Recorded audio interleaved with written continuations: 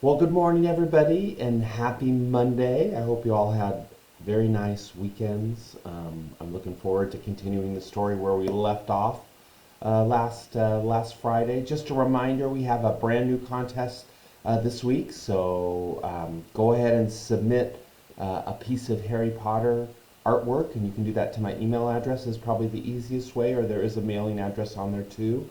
And we'll have another drawing for a brand new book on Friday. So let's continue on. His broom had started to roll over and over, with him only just managing to hold on. Then the whole crowd gasped. Harry's broom had given a wild jerk and Harry swung off it. He was now dangling from it, holding on with only one hand. Did something happen to it when Flint blocked him? Seamus whispered. Can't have, Hagrid said, his voice shaking. Can't nothing interfere with a broomstick except powerful dark magic. No kid could do that to a Nimbus 2000. At these words, Hermione seized Hagrid's binoculars, but instead of looking up at Harry, she started looking frantically at the crowd. What are you doing? Moaned Ron, gray-faced. I knew it, Hermione gasped. Snape, look!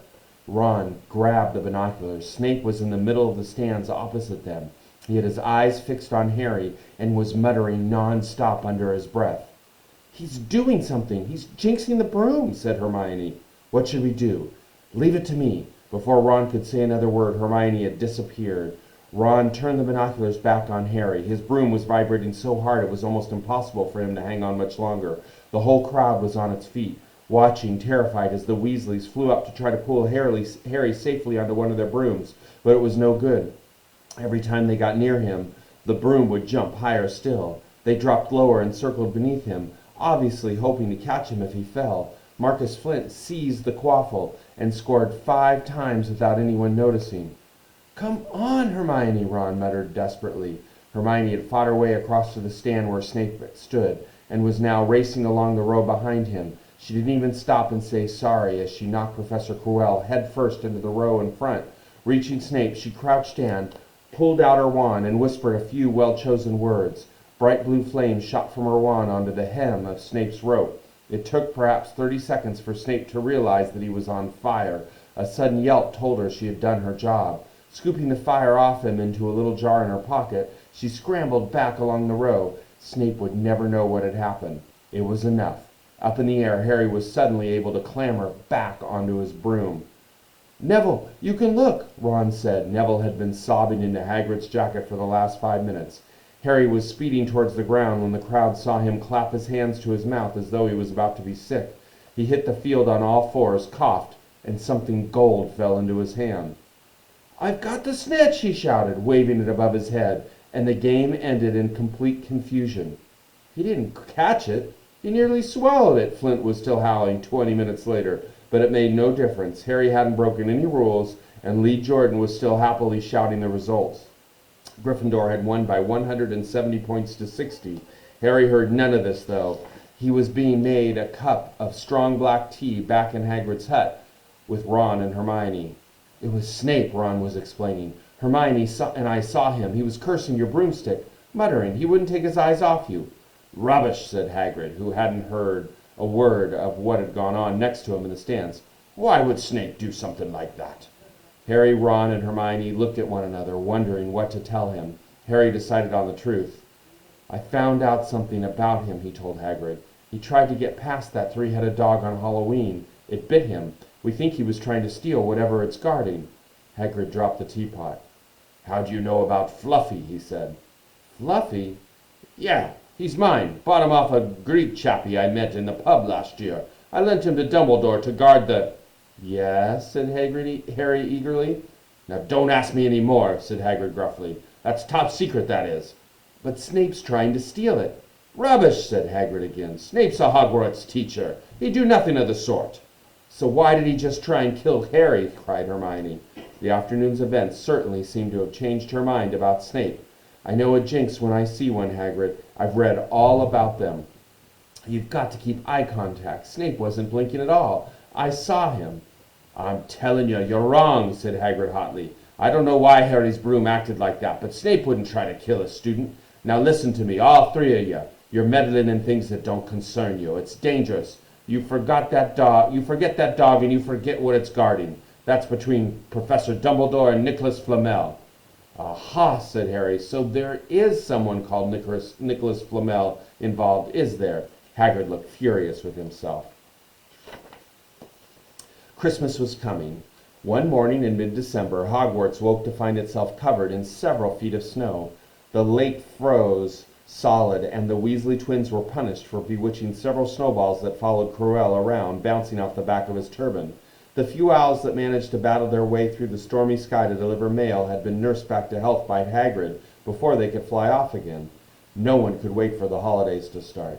While the Gryffindor common room and the great hall had roaring fires, the drafty corridors had become icy, and a bitter wind rattled the windows in the classrooms. Worst of all were Professor Snape's classes down in the dungeons, where their breath rose in a mist before them, and they kept as close as possible to their hot cauldrons. "I do feel so sorry," said Draco Malfoy, one potions class, "for all those people who have to stay at Hogwarts for Christmas because they're not wanted at home." He was looking over at Harry as he spoke. Crabbe and Goyle chuckled. Harry, who was measuring out powdered spine of lionfish, ignored them. Malfoy had been even more unpleasant than usual since the Quidditch match. Disgusted that the Slytherins had lost, he had tried to get everyone laughing at how a wide-mouthed tree frog would be replacing Harry as Seeker next. Then he'd realized that nobody found this funny, because they were all so impressed at the way Harry had managed to stay on his bucking broomstick. So Malfoy, jealous and angry, had gone back to taunting Harry about having no proper family. It was true that Harry wasn't going back to Privet Drive for Christmas. Professor McGonagall had come around the week before, making a list of students who would be staying for the holidays, and Harry had signed up at once. He didn't feel sorry for himself at all. This would probably be the best Christmas he'd ever had. Ron and his brothers were staying too, because Mr. and Mrs. Weasley were going to Romania to visit Charlie. When they left the dungeons at the end of the potions class, they found a large fir tree blocking the corridor ahead. 2 enormous feet sticking out at the bottom, and a loud puffing sound told them that Hagrid was behind it. "Hi, Hagrid. Want any help?" Ron asked, sticking his head through the branches. "Nah, I'm all right. Thanks, Ron." "Would you mind moving out of our way?" came Malfoy's cold drawl from behind him. "Are you trying to earn some extra money, Weasley? Hoping to be gamekeeper yourself when you leave Hogwarts? I suppose that head of Hagrid's must seem like a palace compared to what your family's used to." Ron dived at Malfoy just as Snape came up the stairs. "Weasley!" Ron let go of the front of Malfoy's robes. "He was provoked, Professor Snape," said Hagrid, sticking a huge hairy face out from behind the tree. "Malfoy was insulting his family."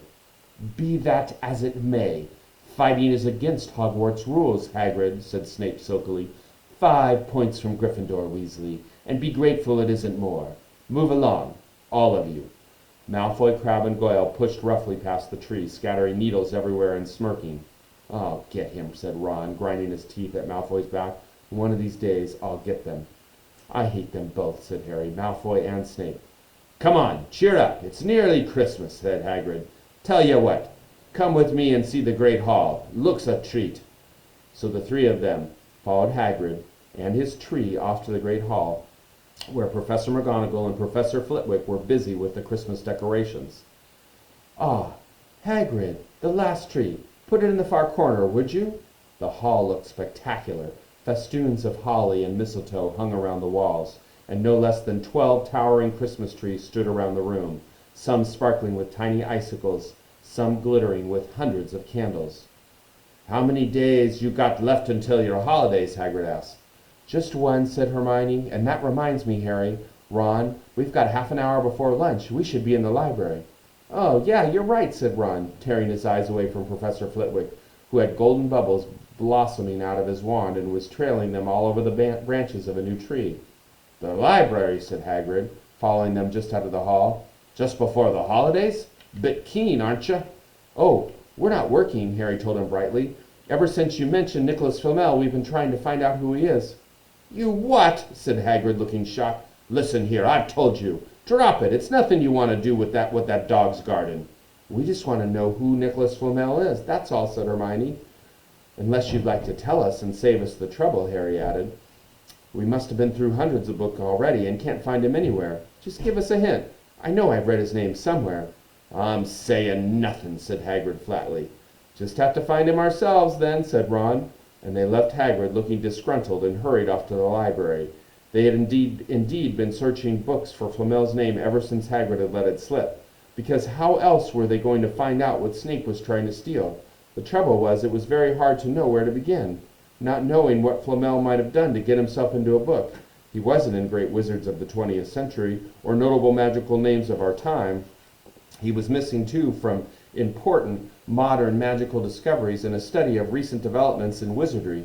And then, of course, there was the sheer size of the library. Tens of thousands of books, thousands of shelves, hundreds of narrow rows.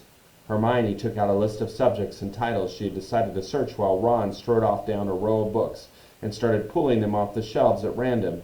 Harry wandered over to the restricted section. He had been wondering for a while if Flamel wasn't somewhere in there. Unfortunately, he needed a specifically signed note from one of the teachers to look at any of the restricted books, and he knew he'd never get one. These were the books containing powerful dark magic never taught at Hogwarts, and only read by older students studying advanced defense against the dark arts. "What are you looking for, boy?" "Nothing," said Harry. Madame Pince, the librarian, brandished a feather duster at him. "You better get out, then. Go on, out!" Wishing he'd been a bit quicker at thinking up some story, Harry left the library. He, Ron, and Hermione had already agreed they'd better not ask Madame Pince where they could find Flamel. They were sure she'd be able to tell them, but they couldn't risk Snape hearing what they were up to. Harry waited outside in the corridor to see if the other two had found anything, but he wasn't very helpful.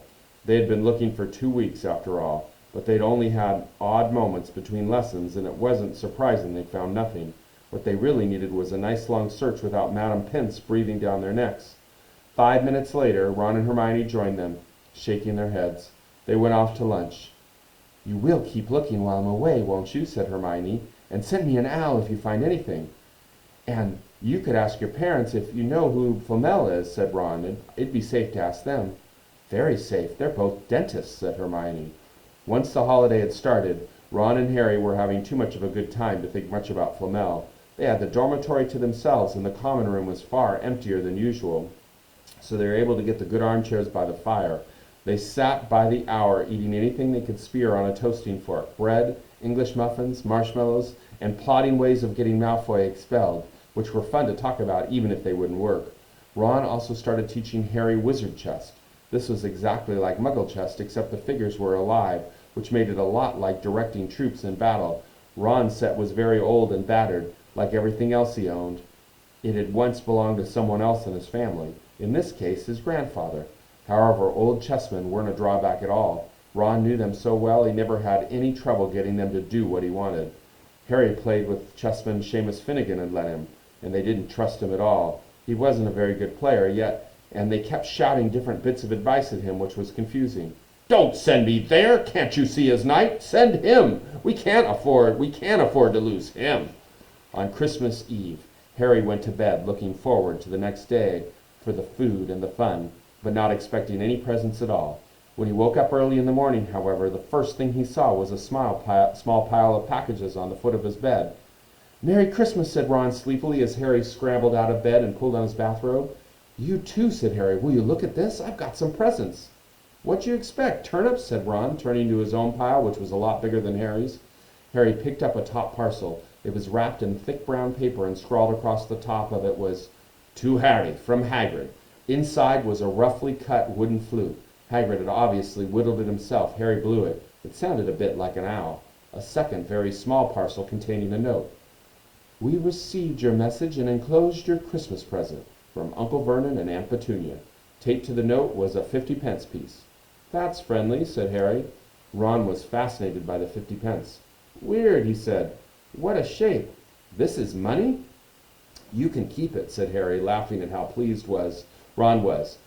"Hagrid and my aunt and uncle. So who sent these?" "I think I know who that one's from," said Ron, turning a bit pink and pointing to a very lumpy parcel. "My mom. I told her you didn't expect any presents, and oh no," she's groaned, "she's made you a Weasley sweater." Ron had torn open the parcel to find a thick, hand-knitted sweater in emerald green and a large box of homemade fudge. "Every year she makes us a sweater," said Ron, unwrapping his own, "and mine's always maroon." "That's really nice of her," said Harry, trying the fudge, which was very tasty. His next present also contained candy, a large box of chocolate frogs from Hermione. That only left one parcel. Harry picked it up and felt it. It was very light. He unwrapped it. Something fluid and silvery gray went slithering to the floor, where it lay in gleaming folds. Ron gasped. "I've heard of those," he said in a hushed voice, dropping the box of every flavor beans he'd gotten from Hermione. "If that's what I think it is, they're really rare and really valuable." "What is it?" Harry picked up the shining silvery cloth off the floor. It was strange to the touch, like water woven into material. "It's an invisibility cloak," said Ron, a look of awe on his face. "I'm sure it is. Try it on." Harry threw the cloak around his shoulders, and Ron gave a yell. "It is! Look down!" Harry looked down at his feet, but they were gone. He dashed to the mirror. Sure enough, his reflection looked back at him, just his head suspended in midair, his body completely invisible. He pulled back the cloak over his head, and his reflection vanished completely. "There's a note," said Ron suddenly. A note fell out of it. Harry pulled off the cloak and seized the letter. Written in the narrow loopy writing he had never seen before were the following words: "Your father left this in my possession before he died. It is time it is returned to you. Use it well. A very Merry Christmas to you." There was no signature. Harry stared at the note. Ron was admiring the cloak. "I'd give anything for one of those," he said. "Anything. What's the matter?" "Nothing," said Harry. He felt very strange. Who had sent the cloak? Had it really once belonged to his father? Before he could say or think anything else, the dormitory was flung open, and Fred and George Weasley bounded in. Harry stuffed the cloak quickly out of sight. He didn't feel like sharing it with anyone else yet. "Merry Christmas! Hey, look! Harry's got a Weasley sweater, too!" Fred and George were wearing blue sweaters, one with a large F on it and the other a G. "Harry's is better than ours, though," said Fred, holding up Harry's sweater. "She obviously makes more of an effort if you're not family." "Why aren't you wearing yours, Ron?" George demanded. "Come on, get it on. They're lovely and warm." "I hate maroon," Ron moaned half-heartedly as he pulled it over his head. "You haven't got a letter on yours," George observed. "I suppose she thinks you don't forget your name. But we're not stupid. We know we're called Gred and Forge. What's all that noise?"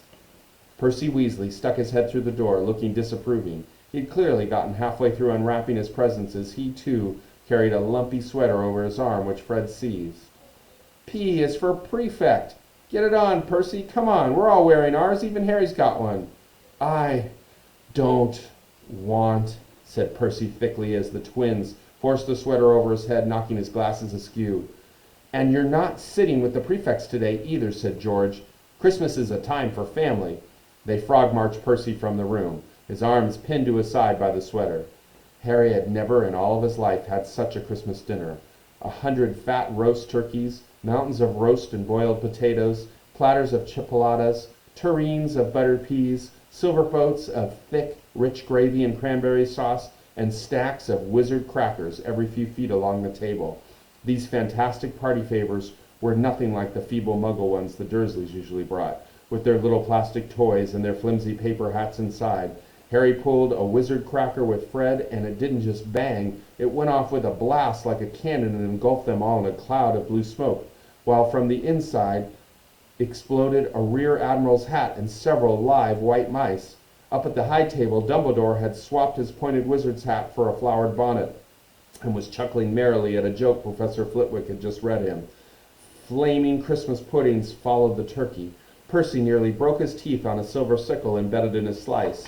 Harry watched Hagrid getting redder and redder in the face as he called for more wine, finally kissing Professor McGonagall on the cheek, who, to Harry's amazement, giggled and blushed, her top hat lopsided. When Harry finally left the table, he was laden down with a stack of things out of the crackers, including a pack of non-explodable luminous balloons, a grow-your-own-warts kit, and his own new wizard chess set. The white mice had disappeared, and Harry had a nasty feeling they were going to end up as Mrs. Norris's Christmas dinner. Harry and the Weasleys spent a happy afternoon having a furious snowball fight on the grounds. Then, cold, wet, and gasping for breath, they returned to the fire in the Gryffindor common room, where Harry broke into his new chess set by losing spectacularly to Ron. He suspected he wouldn't have lost so badly if Percy hadn't tried to help him so much. After a meal of turkey sandwiches, crumpets, trifle, and Christmas cake, everyone felt too full and sleepy to do much before bed except sit and watch Percy chase Fred and George all over Gryffindor Tower because they'd stolen his prefect badge. It'd been Harry's best Christmas day ever, yet something had been nagging at the back of his mind all day. Not until he climbed into bed was he free to think about it. The invisibility cloak and whoever had said it. Ron, full of turkey and cake and with nothing mysterious to bother him, fell asleep almost as soon as he drew the curtains of his four-poster. Harry leaned over the side of his own bed and pulled the cloak out from under it. His father's. This had been his father's. He let the material flow over his hands, smoother than silk, light as air. Use it well, the note had said. He had to try it, now. He slipped out of bed and wrapped the cloak around himself. Looking down at his legs, he saw only moonlight and shadows. It was a very funny feeling. Use it well. Suddenly, Harry felt wide awake. The whole of Hogwarts was open to him in his cloak. Excitement flooded through him as he stood there in the dark silence. He could go anywhere in this, anywhere, and Filch would never know. Ron grunted in his sleep. Should Harry wake him? Something held him back, his father's cloak. He felt that this time, the first time, he wanted to use it alone. He crept out of the dormitory, down the stairs, across the common room, and climbed through the portrait hole. "Who's there?" squawked the fat lady. Harry said nothing. He walked quickly down the corridor. Where should he go? He stopped, his heart racing, and thought, and then it came to him. The restricted section in the library. He'd be able to read as long as he liked, as long as it took to find out who Flamel was. He set off, drawing the invisibility cloak tight around him as he walked. The library was pitch black and very eerie. Harry lit a lamp to see his way along the rows of books. The lamp looked as if it was floating along in midair, and even though Harry could feel his arm supporting it, the sight gave him the creeps. The restricted sections was right at the back of the library. Stepping carefully over the rope that separated these books from the rest of the library, he held up his lamp to read the titles. They didn't tell him much. Their peeling, faded gold letters spelled out words and languages Harry couldn't understand. Some had no title at all. One book had a dark stain on it that looked horribly like blood. The hairs on the back of Harry's neck prickled. Maybe he was imagining it, maybe not, but he thought a faint whispering was coming from the books, as though they knew someone was there who shouldn't be. He had to start somewhere. Setting the lamp down carefully on the floor, he looked along the bottom shelf for an interesting-looking book. A large black and silver volume caught his eye. He pulled it out with difficulty because it was very heavy, and balancing on his knee, let it fall open. A piercing, blood-curdling shriek split the silence. The book was screaming. Harry snapped it shut, but the shriek went on and on, one high, unbroken, ear-splitting note. He stumbled backwards and knocked over his lamp, which went out at once. Panicking, he heard footsteps coming down the corridor outside. Stuffing the shrieking book back on the shelf, he ran for it. Okay, we're going to end there today. I hope you're enjoying the story. We'll be back tomorrow at 9 a.m. Have a wonderful day. Thanks again for joining in.